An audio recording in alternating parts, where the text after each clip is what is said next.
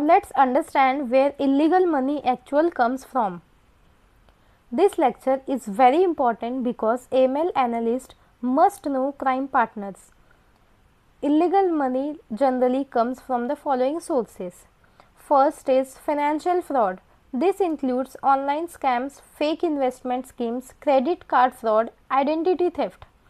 Second is corruption and bribery.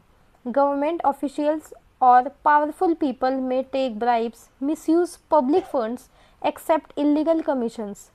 Third is drug trafficking. This is one of the largest sources of illegal money globally. Fourth is terrorism financing. Money is collected and moved to fund terrorist activities.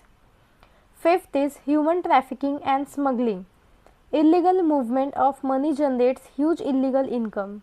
Sixth is tax evasion. People hide income to avoid paying taxes. Now, here is something very important for AML jobs. Banks don't catch criminals directly, banks catch the money. AML does not investigate crimes like police. AML focuses on unusual money movement, suspicious patterns, unexplained wealth. So, whenever you see unusual transactions, always think what could be the possible illegal source. That thinking makes you a strong AML analyst. Thank you.